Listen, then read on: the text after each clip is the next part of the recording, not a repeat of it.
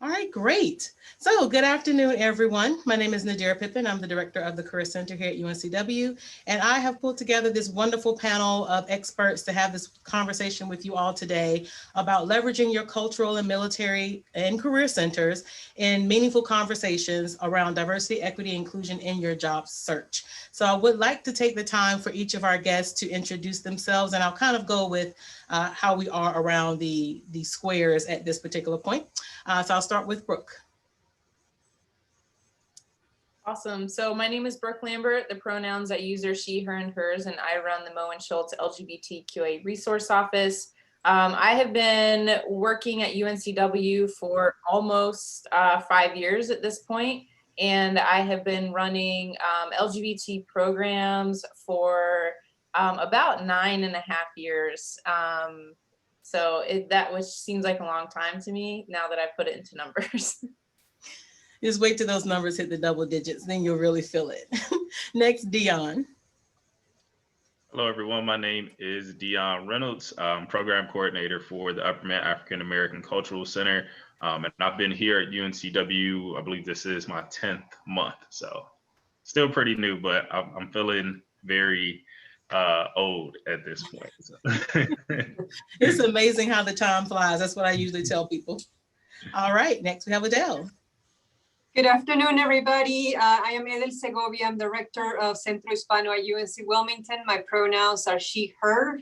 And I've been at UNCW for 11 years now.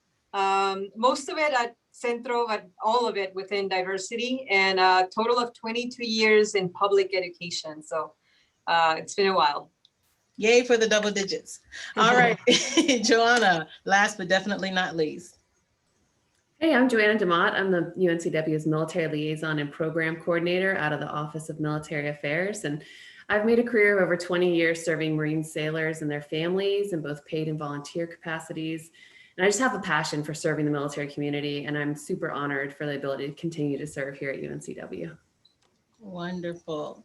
So one of the reasons why I thought that this would be a great conversation to have at this particular time, there's been so much heightened conversation in the past year around these topics. And as someone who's been working in the field in the double digits, I've been in career services for about 21 years almost now.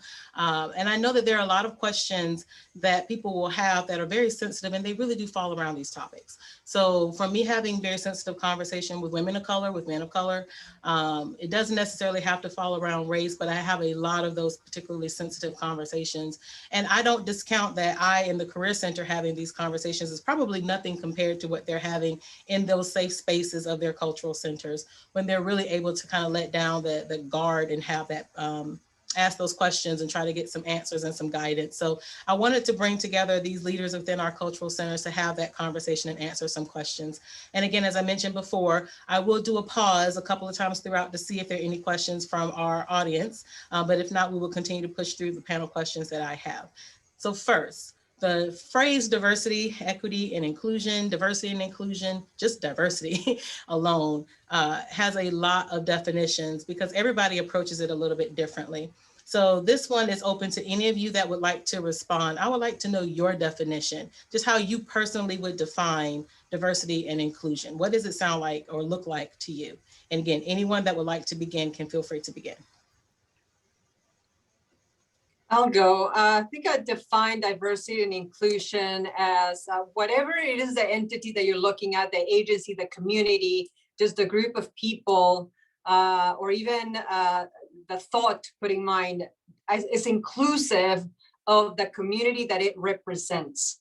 So that may be the community that it represents in terms of its demographic makeup, and not just ethnic or racial background, but also socioeconomic background. It could be different political views. It could be different religious views, or just different views in life. So just having somewhat of a representation when it comes to demographic representation in terms of gender, ethnic, and racial population divisions, or the segregation of that, I think it does need to be as possible representative of the region or the community that you are serving.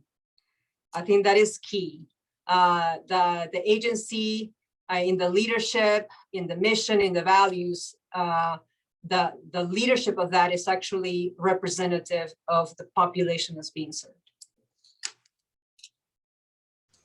I think that's a wonderful definition. Anyone want to add on to that? Even the thought of what it is not, because one of the things we hear a lot in the past, definitely in the past year, but throughout my career, I've heard a lot of definitions, and then I've heard a lot of misconceptions about what it is. So if you want to contribute to your thought of misconceptions as well, it can contribute. I think one thing I want to add is that it's also active. So when we're talking about diversity and inclusion, it's something that's active. It's not a passive statement. It's not a passive, this is our, this is what we do. It's something that's active. So it's looking around the room and figuring out who's not at the table and why, and then addressing that and making active steps to make sure that everybody is given space at the table. And so I think for me, I think one thing that's really important is that diversity and inclusion is something that we are actively doing all of the time. And it's not something we're just writing on paper. I agree. I say it's not a checkbox. For sure. The only thing that I would add is when I see the words diversity and inclusion, obviously I break them up. So diversity for me is at a base level, refers to the traits and characteristics that make people unique. And then inclusion is the authentic, which is like the key word, the authentically bringing traditionally excluded individuals or groups into processes, activities, and decisions and policy making. So that way everyone can share power. So that's how I look at inclusion. So like Brooke was saying, it's a behavior, and it's, you know what I'm saying, it should be a social norm that assures people feel welcomed in any space. And I absolutely agree with all of you. It's one of the thing that always gets me is that this has to be a topic of conversation. We all wish in that euphoric society that this would just be the norm. It would not have to be something to be discussed or to be enforced for someone that a company, particularly since we're talking about the job search, would embrace the fact that it's the differences that make us a strong company and not necessarily everybody being monotonous or the same. So I absolutely agree. So Nadira, I would love to expand on the definition of inclusion. I'm so glad that Diane, you're pointing that out, that there's a difference between that. And just the thought that comes to mind is that inclusion is not acceptance and tolerance, because then that disregards the authenticity behind that. Who am I to accept you? You are, and you are. And the only one that should is you, right? That you should accept yourself, you should embrace yourself. But the opposite of that is what inclusion is embracing, and it is nourishing. So I do have a red flag comes on my radar when I see the word acceptance and tolerance, which has been so much correlated or just attached to the work that we do with the words diversity and inclusion. I absolutely love that. And I just jotted it down because it's a wonderful phrase to use. Like, who am I to accept you? You are. There's nothing, what is there to accept? The only thing that I need to accept is myself, which I think is really important because some people don't even accept themselves. That's a whole completely different topic of conversation that we will not have today. So I'm going to ask you guys to think back a little bit. Maybe some of us might have to think back a little bit further than others. But I want you to think back to your first job, particularly after undergrad or maybe even after graduate school. And as far as your lens of diversity, inclusion, not even diversity and inclusion, just being who you are and having this lens of the world and you approaching the job search itself, what unique issues arose for you in that process and how did you handle them? And again, this will be one that's open to anyone that would like to respond. I won't target anyone to answer that question. Hey, so Joanna here. Oh, there's Brooke's gonna come in a second. As a military spouse, I never knew how long finishing grad school. I finished grad school in Japan, and then we moved to the DC area. So never knowing how long I was going to be stationed somewhere. And then if somebody found out, that was always the thing, are they going to find out I'm a military spouse? And then they're not going to think that I'm going to stick with the company for very long. That was very concerning to me, popping out of grad school, coming from a foreign country, looking at the places on your resume where these jobs were. That was something that I was concerned with. And how actually do you feel like you approached that then? And I know we're going to talk later about what to look for in companies, but I found somebody who I knew had prior military experience. It was I networked, right? I found a network of people and then found somebody who valued that connection to the military and knowing a little bit of Japanese and some of those things. Yeah. Awesome. Wonderful. Brooke, you were going to speak.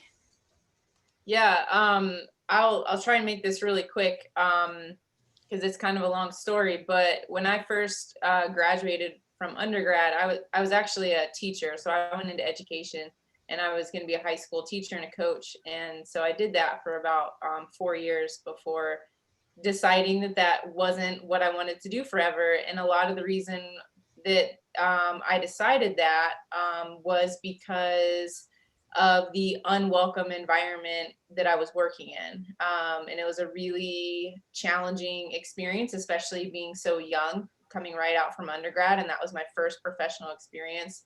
And I don't fully blame the school. Part of it was like my idea walking in was like, you know, I'm not going to be out and I'm going to like check my identity at the door and it's not going to be an issue. And of course it's an issue. Not that I was ever like out to students or even really any other faculty or staff there, but it was always something that was like kind of talked about and like kind of an issue. And people were like kind of like unsure and like parents were making comments. And so it was just a really tricky spot to navigate, and being so young and not really having any sort of professional experience. This was also in like 2007, 2008. So this was like, there were no jobs. So I was like lucky to, you know, in my mind, I was like lucky to have a job. And so it was like trying to decide for me, it was like, is this, is this something I want to stick with? How do I want to like change careers? If I do want to change careers, and what is that going to look like? And what do I need to do to be able to do that? And so it was a really like, you know, kind of eye-opening experience for me, realizing that like my identity is not going to be able to be checked at the door. And that's not like a place that I want to be in. And so I need to figure out like how I'm going to navigate all of this. And that's actually how I started like to look into like running LGBT programs, because I wanted to like be able to have this conversation with students in college before they started like looking for jobs. And I really wanted to be able to help students not have the same experience that I had. I think that is really an amazing story. And it was not too long, just so you know. It was an amazing story because you mentioned a couple of things in that story that I think is universal to anyone with this identity that they feel is separate of just a job seeker. So how do I manage this identity along with that? How do I manage the identity of being Black, being a woman, and being a job seeker with a strange name like Nadira that most people don't know how to pronounce, or at least they think it's going to be harder than it is. My colleague Ashley, who's here, has a very funny story about that. But I do know how that feels myself, and I understand exactly what you're trying to say, make that connection into that job seeking space. And that's another reason why we brought this together, because right now, very critical time in students' lives, and how deep are they in their identity? How comfortable are they with that identity, whatever that identity may be? And so when they're in that job search, they're now navigating not only all of the issues with getting the paperwork together, but how do I approach this? Do I approach it? Do I do it at all? So I think very important conversation to have with someone. So that kind of leads into the next question that I'll ask. So what are some typical concerns that students come to you about when it comes, especially as it relates to their identity in the job search, things of that nature? Because again, most of the students within our cultural centers they're already identified in these particular areas in some realm, correct? So what kind of concerns come to mind for you? Like what unique barriers, real or perceived, do they come to talk to you about, or do they face? And we'll start with Joanna on this one. Sure. I know my partner Melanie hears a lot more student stories than I do, but I know that for our veteran students, you're changing your identity from an active duty service member to a student, and now into another identity there as a job candidate. So translating that military experience and then your education into something that you can put on a civilian resume is one of the biggest challenges. Also, stereotypes for veterans. They tend to be thought of as more conservative, as inflexible, rigid, sometimes. For military spouses, I have to constantly tell them that they are not just spouses. We are so used to subsuming our own identities to our active duty service member that there's that piece. And also we talked a little bit about the fear that they're going to find out and then think that you're not going to stay or to be loyal to the company. Those are things that we help them navigate. My biggest thing with the military spouses is just removing the word just from their vocabulary and showing that they do have a lot to offer. We do a lot of things. So absolutely, do a lot more than some others will do, because I know there are military spouses that will handle all of the finances for the household. Like, that's budget 101. So there's a lot more that you could even potentially promote about self. Adele, what about you? A lot of the conversation comes around the use of language and cultural literacy or cultural competency as added value to whatever the talent may be or whatever the field of study may be. So just making sure that that is noted in their resumes, that somehow comes up in their networking, their interviews. So that's a big piece. Language, the last names often come up, and I'll just give you an example, especially with females, choosing or not choosing to change their last names.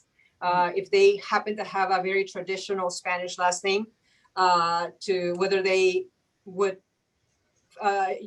adopt a non-Spanish or the spouse's non-Spanish last name to just facilitate navigating majority white America that we live in. So that is obviously often a topic of discussion. In my experience, I actually did the opposite for the very reasons. I'm married to a Dutch last name, but I was a Spanish teacher, so it was to my benefit to not assume the new language, the new last name. So to this day, I hold my maiden name, and that was never changed for professional reasons.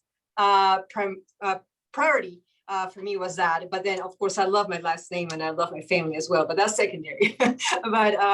but I did, it was very strategic, the reason as to why I did not change my last name. So that comes up. The other thing that comes up is representation. Once they land in the internship, once they land at the job, and they do not see that cultural representation, either in terms of other people of the same ethnicity, or people who have a high depth of knowledge of their culture.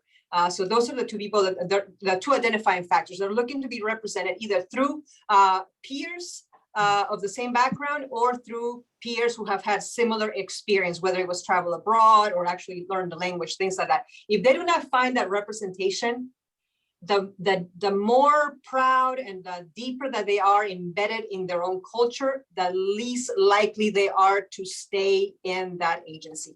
And we've actually had just tremendous candidates who actually landed wonderful jobs at firms that were mostly white, conservative, and just like cookie cutter. That was by definition just what my alum at this point is saying. She just does not, she gave it a year. She said, I'm gonna give it a year. I know that I'm not gonna last here. So that's why we bring up representation, because it matters. And you're absolutely correct with representation. That could be one of the main reasons why people lose it. Retention in the job search process, looking at it from a recruiter perspective, and Emily and I have these kind of conversations a lot. Recruiters are looking to have that kind of workforce, but retaining them can be difficult if they don't see themselves there. And then they're up against the barriers that aren't always seen by the recruiter or by the management. It's just on this level that they might not see all the time. So retaining them, not so easily. They're constantly trying to recruit into an environment that cannot retain. And they really have to take a look at their internal practices and ask themselves, why not? And then ask themselves, well, what can we do? Because obviously you have to start somewhere. Someone's going to have to come in, and then another group going to come in order for that to happen. But where is that? It's not just in, going to your local university and saying, give me all you got. That's not going to be the method, casting this wide net and hoping that they stay. They have to have some more inclusive practices that at least shows that person who may be the lone person of that identity for the longest of time that at least they're trying, or maybe they're a part of that. That could be another way that they help involve them. Well, let's get you into this process as well, because we value you, we value what you bring to the table, and we want to help bring in more diversity of any definition. So I think that was a really great point. Dion, so I'm gonna shoot it to you for a second. So what about you? What unique barriers do you think that students face? For sure. So you mentioned it earlier when we got on this question. It's the name. The students that I've worked with thus far and in the past, the name has come up. Should they change their name? They've seen articles or research or a Facebook video or whatever of like people not being able to get jobs because of the name that they have is unique to the standards that America has set for what a name should be or look like or be pronounced. So that's always a challenge. Like, should I shorten it? Should I just, if my name is like LaJaysha, should I just put J? Or is like, am I going to get the job because they think I'm a man or a woman or whatever that might be? I think two other things, or one other thing for sure, is just like identity disclosure. So it's like, obviously when you're doing certain applications, they'll ask you, are you Black, African American, white, all those things. So it's like, if I click this box, are they just going, push my application to the side? So that comes up. And then really the last thing is that culture shock of students that may not have that name, or they're not really thinking about their Blackness on the application or the job search. It's that culture shock after they get the job. And it's kind of like, was that racism? Like what just happened? And then they'll come back and talk to us about certain experiences. So those are some things on my end that I've seen from populations that I work with. Yeah, the name is a big one. And I can contribute to that particular conversation, but the name is definitely a big one. My name also happens to be Arabic. So its origin is Egyptian, but the origin of the spelling is Arabic. And so there was a time post 9/11 that I was scared to even enter a job search because there was so much hatred being thrown towards one group of people and so much lack of knowledge. Like my assumption was not that they were going to assume that I was Black. That was the least of my worries at that particular time. How horrible is that? It's just the name. And that name became my whole identity and my whole fear for some time. So a name fear is a really big one. And it halted me from even going into job search for a little bit of time too. So it could truly set up a real barrier, especially if someone doesn't have that sense of self. Brooke, last but absolutely not least, do you have anything you want to contribute to this part with the unique barriers? Yeah, sure. I'll talk about the name again. A lot of, especially for our transgender or gender nonconforming students, name, they're not sure what name they should put on the application, especially if they haven't legally changed their name yet, because paperwork, might look different. So we talk about name. The other big thing that comes up is what to wear, especially for students, again, who are transgender or gender nonconforming.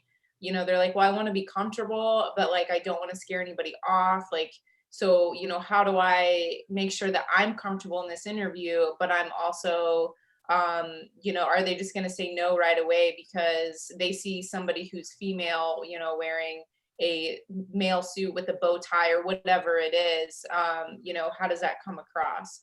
And so we talk a lot about dress. We talk a lot about names.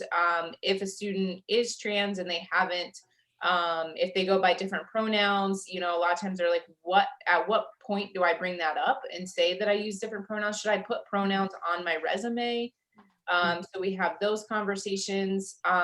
If a student has been active in any of our programs or our groups as like a student leader and they want to add that to their resume, they're like, well, should I call it something different? Should I phrase this a little bit different so it's not necessarily attached to our LGBT club? Like, how do I do this? And then the next conversation we have is like, during the interview, they're like, well, how do I know? Like, I don't want to go back in the closet. So like, how do I know that like, I'm not going to have to do that in this job? So like, what can I look for during the interview and what kind of conversations can I have to make sure that this company or whoever I'm interviewing with isn't going to make me go back in the closet or, have any issues with either my gender or my sexuality. So I think that those are the most common questions that I get. And then they're like, well, is it worth it? Like, should I just take this job because everybody says you just got to get that first job and like not worry about it and deal with it later, you know?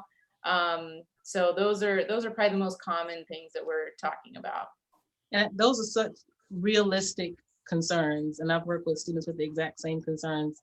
And my heart goes out to all the students that think those kinds of things, that have done such amazing work. And if it's connected with a cultural center or a particular group on campus, that they now discount the work because they think that the cultural reference is what's going to hold them back. I would love your perception. I know my perception, and I'm most willing to give it. But when you're working with students, when they come to you with these perceived and very real barriers to their job search process, what do you actually tell them? So what is it that you say in response to that? And any of you, since you've given such wonderful information, can feel free to respond to that. But what do you say to a student that's feeling like they're facing all of this as they go into the job search? I think for me, it depends on my relationship with the student. And it also just depends on the student in general and kind of what they're interested in. I don't hold back about my first experience, you know, working as an educator and not really thinking about my own identity and how that was going to play a role. I'm not quiet about that because I think that I want them to at least think about it. So usually for some students, like I will kind of walk them through all their options and be like, what like feels right to you? You know, is it really you're just trying to get this first job and you don't think any of this is going to matter? We can work with that. But for the most part, students are like, no, I want to be comfortable and I want to work for a place that like supports me, supports all of me. And then we kind of walk through what that looked like. Does that mean you want to put like, you know, your first initial on your resume and your last name? And then you can have that conversation if you go into an interview or on the phone. Do you want to just throw your pronouns on your resume? Is that something that you feel good about? And then they know right away. And then you also have them in your email signature. So if you're communicating that way, it's already out there. You know, so we kind of walk through all the scenarios about like how I see this can work. And then you know, I think it's up to the student as to how, like what they feel most comfortable doing. That's agreed. Any other contributions? Well, I will say, Adele, were you about to speak? I don't want to. I was going to say, I agree with Brooke. Just an additional note is that the students also need to know, or the future employees, they also need to know that it is not their responsibility to change the agency. I feel like oftentimes they put all eggs in that one basket, actually land in the basket, and I guess they feel like their dreams is going to be crushed if they don't contribute to changing the agency to suit them. You know, so those are very hard calls to make, but I think that we also need to remind them of that. You know, if they see themselves, I don't know, maybe seeing this as a career path or a career within the agency, it's all personal as well, you know, how embedded they are in it. But I think they often need a reminder that it is not their responsibility. It is the agency to do their share and their part, more than their share, to dedicate to making an environment that is welcoming to all of their employees. I absolutely agree. And coming from like an employment law perspective, we will always note that it is illegal for them to discriminate on all of the factors that we are talking about. None of these factors have anything to do with the job that they are applying for. So if that is their reason for not wanting to hire someone, that is already illegal. But we also know in a very realistic world that is very difficult to prove. So it is very difficult to say, well, they did not hire me because my name implied this, or because I had an accent, or because I am a military spouse and they think that I'm going to be moving. Like there's nowhere along the way that legally they can put that on paper and survive not getting a lawsuit, and they know this. So I know that these are real concerns, but they're also educating students on just the laws themselves so that they can approach with some level of confidence. That's one of the things that I want to reinstill back in them. All of these things that you're thinking are barriers are also reasons that you could be special. So I'm going to flip that question around, and let's talk about the uniqueness, not necessarily even the uniqueness, excuse me. Let's talk about some added value that hiring from a diverse candidate pool can actually bring to an employer. If you were to tell a student, like, look, if you focus on all of those negative things, why would you apply? That's so daunting to think about those pieces and to deal with that every single day. It's going to cause a level of anxiety, even in the strongest person. But if you were to tell them about their added value, what would you talk about in the value add? And that could be open to anyone that would like to respond. I'll go. So added value. I'm glad that you're actually using that term, added value. You can imagine the platform, which is your minimum requirements, that talent that you're seeking, right? The skill that you're seeking, and then looking at candidates that actually are contributing beyond what it takes to do the job. So out of a pool of candidates that you say, well, if I hire any of these four, they're all going to do the job, but who's bringing additional assets to the table, assets that can allow my agency or my company or whatever the firm is to move forward, even if it's just one step forward? What are they bringing? So when you're looking at diverse communities or communities that are not the majority, okay? We're talking about military that have a different lens. We're talking about an ethnic minority. They're usually bringing in a very rich culture or a language. You're looking about a racial minority. You're looking at a gender minority. So it's a perspective that is not the norm, or is not the majority.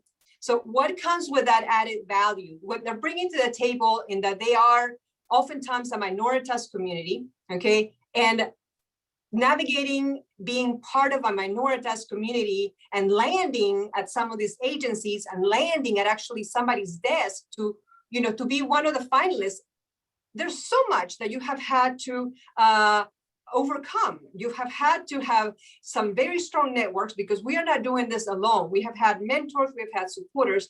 You have also had to be a very resilient person, a person that does not take no for an answer. So you are already showing some of your character with that. You are showing that you have knocked windows, have knocked doors, have plowed through doors that maybe you didn't think that they were for you. And you have maybe found motivation in naysayers. Hopefully, eventually you love yourself and you do enough self-reflection that that actually exits your motivational scale, and you're motivated for other actually positive reasons, as opposed to the negative effect that some of those things have. But in terms of foreign communities, immigrant communities, or bilingual communities, language, I say, it really, when they say that a bilingual person vale por dos, it's like they live in two different worlds, and they bring in as if two different people to the table. So the cultural competence and the language competence are huge. But regardless of what the field, the diverse community that they represent, likely they are sharing that, the resilience, not taking no for an answer, the motivation, that just plowing through whatever the next challenge is, because that's real in this life. Absolutely, 100% agree. Any additions to that wonderful statement? That's that adversity, being able to face adversity. I think for the military, the veteran, the military spouse community, especially the veteran community, you have been through some very physically challenging things, mentally tough. You have that mission orientation. So being able to align a company's mission and execute that is something that is second nature for most of our veterans, our military spouses, specifically veterans. So I think just reminding our students that they are very strong mentally, and that they can get through anything, and they're going to bring that to the table. That diverse worldview that we talk about. Many of our service members have been stationed in foreign countries, we do have combat veterans, that type of thing. So you're going to have that worldview where you're not just going and visiting someplace, you're staying there for a long time and really being immersed in that culture. Our military spouses are logistical masters. I know personally, I moved 8 times in the career. Just being able to pick up your entire household and move. We're problem solvers. Give us some duct tape, we'll make something work. And also that diverse worldview. I lived in 3 different countries for varying lengths of time. Lived on the East Coast, the West Coast, and having those experiences and really being able to translate that into executing your company's mission is something that's very valuable. I absolutely agree with everything that's been said. The MacGyver effect, that's what you were describing, Joanna, of being able to take some duct tape and maneuver anything. I call that the MacGyver effect. And I love to have conversations with students, with all students, mind you, but particularly any students that feel like they're in any kind of marginalized population. And I challenge them to think about that, the value add, because when we're talking about diversity, I want them to know that they bring more to the table than just being someone different. Like, can you articulate all of the things that of and who you are and your experiences, your language barriers, your travels, your adversity that you've had to overcome? Can you bring those examples to the table so that they are now very useful? It's useful information, and it's not just hire me because I am in this population, because that's what we don't want. We don't want quota hires, and that's what I teach a lot of when I have these conversations with students. I want them to be able to really fall on that strength and articulate those strengths that they bring to the table. So I'm going to take a quick break to ask if we have any questions from any of our attendees today. We've been having some wonderful conversation that I almost forgot to take the first chat break. So if you have a question, you can either unmute and ask, or you can type it into the chat box. Emily will be monitoring that. So I'm going to give just a couple of seconds to see if anyone is unmuting or text or chatting anything.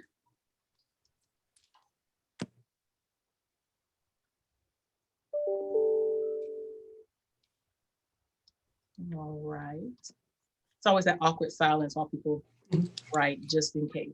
But I don't see anything popping up just yet. So I'm gonna ask the next question, but if a question pops up, I'll pause and we'll make sure we get to that particular question. So taking a different lens now, when we're sifting through like the diversity statements that employers have and their diversity initiatives, usually added to websites in their About Us page, or sometimes now very, very much on the front page of most websites now. What stands out to you, and what are those red flags when you're thinking about an employer diversity statement?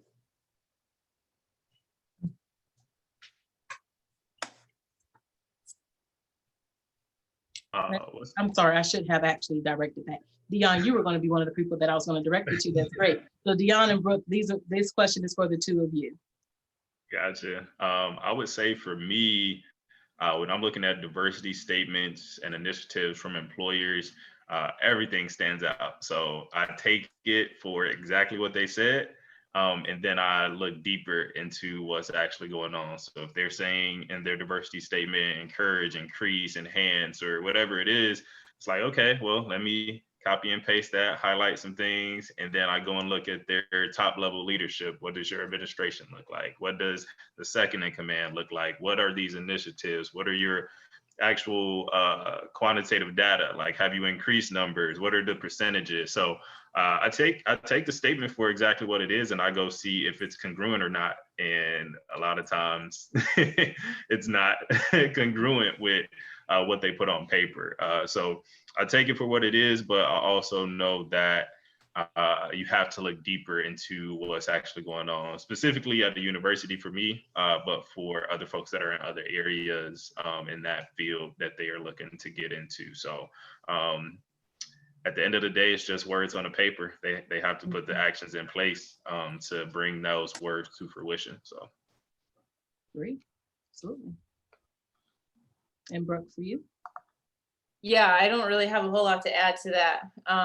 But I mean, I think to Dion's point, I think it's also about how direct, like how vague is that statement, right? Are we putting numbers to, are we saying what we're actually trying to say? Or are we just throwing out a kind of vague statement on diversity because we know that people are looking for that? And I think those are pretty easy to pick out, you know, the ones that look like they're kind of copied and pasted maybe from somewhere else. So that's definitely one thing I look for, and that's certainly a red. The more vague they are, I feel like that's more of a red flag. I think the more we can get into numbers and be more specific about exactly what we're trying to do, those I do feel better about. And then exactly what Dion said, like, let's see it. Like, let me go and look at some pictures. What is this company actually doing? What does it look like? And you know, what kind of diversity are we actually able to see as well?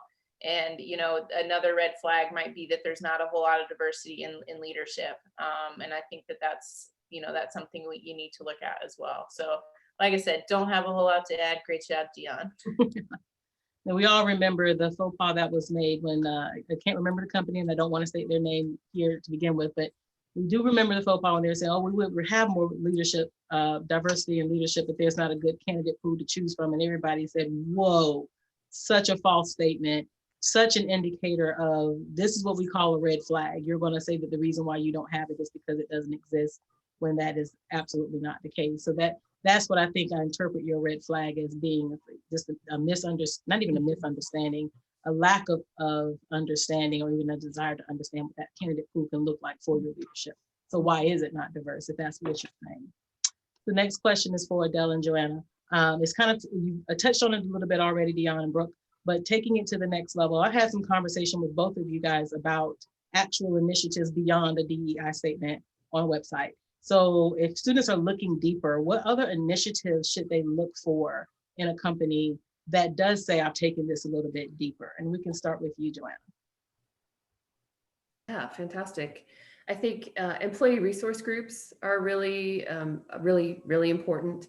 And I like to look at those that actually have a seat at that table, who report to the CEO or the chief of staff, something like that.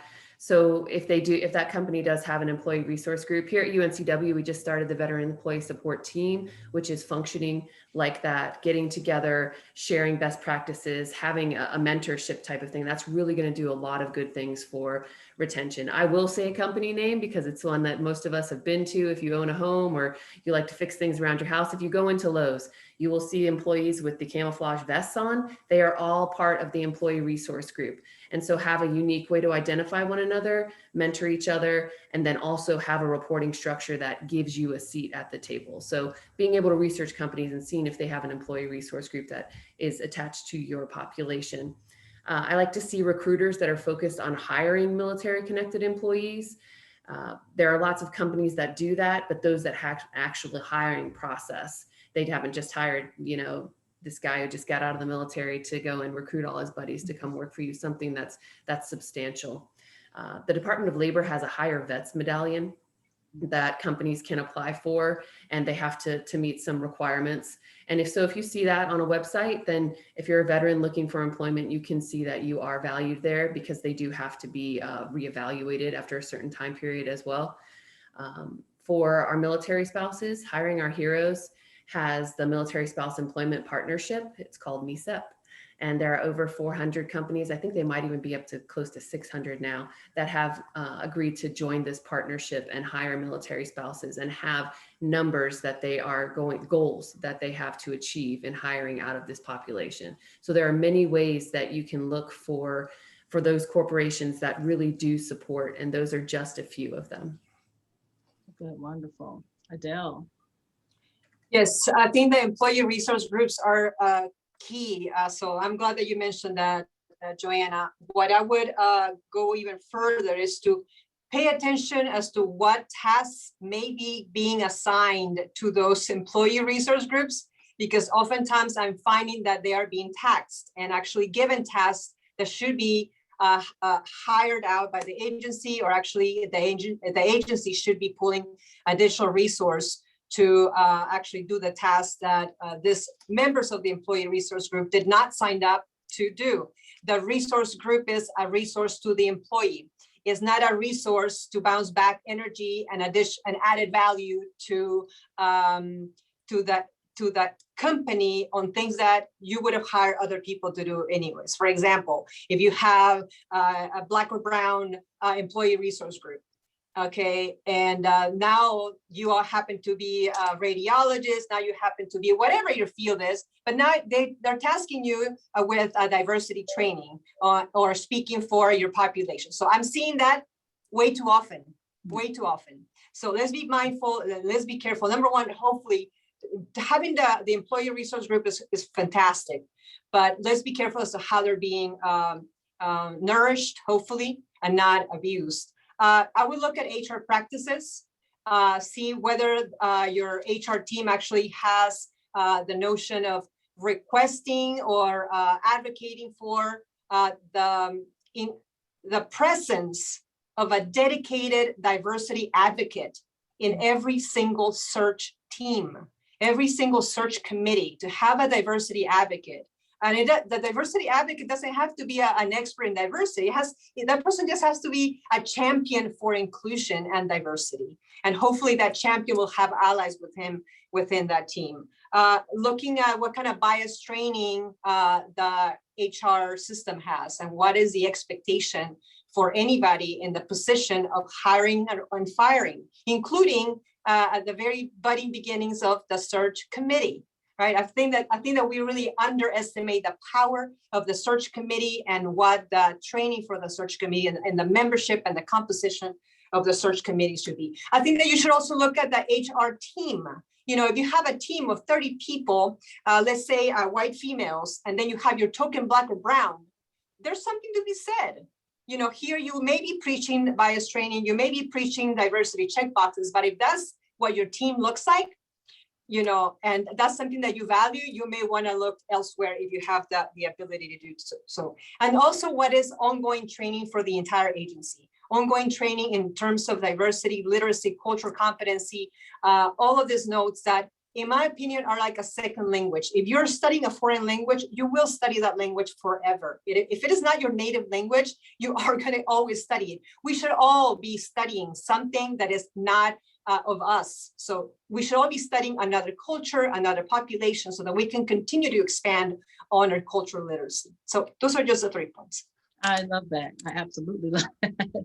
Making me think like, what have I learned lately? I need to beef that up a little bit myself. I think that these were all great responses. And one thing that I would encourage for the students that are listening to this would be to think about how you can turn those into potential interview questions. So if you're really wanting to know about a company's commitment to diversity, that it is not lip service, I think it should be built into the interview questions that you ask a company, but focus it in on the things that you really care about. Is it an employer resource group and what that group actually does? Is it in the additional ways that that company is involved in the community? Are they not paying lip service because they are truly giving back to their community around them? I think that's a wonderful way to just take the concerns and put them into these interview questions so you can get a little bit deeper at that. Kind of gets at my next and our next to last question, and it's in diversity statements for applicants. This is something that I'm starting to see pop up a little bit more. It's not completely uncommon for higher level roles, but I have started to see it pop up a little bit more for entry level and mid-level positions. So have you all heard of them? Have they trickled down to you? And if so, even if they have not, I guess, what would you think would be the benefit or even the setback to having a candidate an applicant do a diversity statement as they're applying for a position? So their own personal statements of diversity. That's what a diversity statement would be for the candidate. And that would be for anybody that might want to speak. I haven't seen them in terms of the students that are applying to jobs right now. That might just be my oversight, but I'm seeing them more and more often in students applying to colleges and scholarships. So I'll be frank, if I were the one requesting it, I would love to see a 60 to 90 second video as opposed to a written statement, because a lot of that comes out in the terminology that they may use. You know, we can have somebody kind of look at your essay and you can kind of get fillers, but I've noticed that I teach a class, Latinx 101, and I've noticed that I can gauge truly the students' genuine interest or not, and whether they're just kind of checking boxes. So that would just be my preference if I were in that position of choosing that. Yeah, I agree. I think that's why it's typically been not necessarily a diversity statement, but I've seen interview questions. Mm-hmm. So asking for that at the time of application, again, that's why I found it to be kind of awkward, not awkward, just odd, because it's not typical, but asking it in an interview where you can actually see someone's reaction, see someone's feedback, like, oh, I see that you traveled abroad to Japan. Can you tell me a little bit about that? And they can't really speak to how that may have impacted their lens, their worldview, and how you bring that into the company, those kinds of things. So very interesting viewpoint. Any other thoughts or comments about those? Very interesting. So then I'll add to that the thought that everyone, those who are listening, and each one reach one, so let somebody else know I think it would behoove everybody to even think about writing one for themselves, or practicing and making your own video. They can use our big interview and record themselves answering this interview question, or just recording a diversity statement, because really tapping into yourself and who you feel you are, and then also what you bring to the table if you feel like you're in this population. And then for those who may be wondering if they are or don't necessarily feel that they fall in that population, this question is still for you. How do you approach that? How do you see that? What kind of value add are you going to bring, especially if this workplace is trying to be inclusive? They want to know that the people that they're hiring are also not paying lip service to inclusion, because that's how companies get in trouble. So that's definitely something to think about for everyone. If they write it, they will have something already kind of thought through for when you're interviewing, and also it's reflective. What do you think about this? And if your thoughts are not necessarily positive, that's definitely a great time to go and have a conversation with somebody else. So I think that it's a good idea to get people to thinking and reflecting. I do think it's a little interesting that it's a part of an applicant process and not necessarily a part of the interview process. But in these times, I guess everybody is trying to make sure that they are all hiring the best candidates or recruiting the best candidates. And for the employers that are listening, if you're thinking of adding one, I think you should also think about why. What is it that you're looking to get from that? What is the best way to get that? Is it in the statement? Is it in the interview? So last question that I have for you guys are any final thoughts on or advice that you have for current students or recent graduates as they navigate this meaningful topic in their own job search post-graduation? Any final thoughts?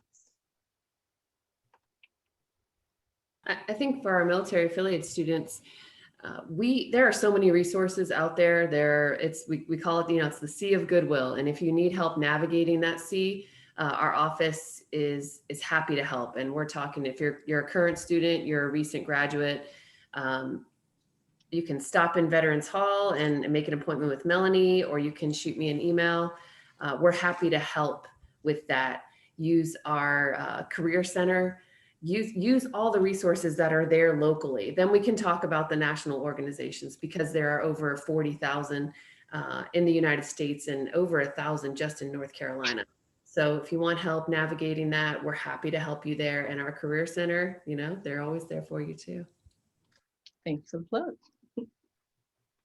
Any other last thoughts? I would add to really look within and ask yourself, what is your goal, or what is your next goal, and what is the most effective and efficient way to get you to your next goal. But also look at your personality. Are you the person looking for adventure? Are you the person looking to get outside your box? Because we've been talking a lot about the issue of diversity from the perspective of white America and of inclusion of the ethnic and racial background and of the LGBT community and military community. But let's remember that all of us could be that minority, given whatever it is, the environment that you are choosing to put yourself in. So I'll give the example. I don't know if you've traveled to Miami lately.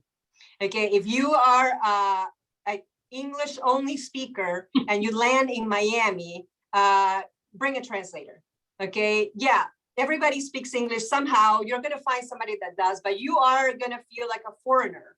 Okay, so if that is what you're looking for, if you're looking to expand your horizon, land somewhere that feels like an uncomfortable space just when you land. What I hope and I dream for everybody is that the uncomfortable spaces begin to be comfortable spaces, and then you hop to the next one so that you continue to expand your horizon.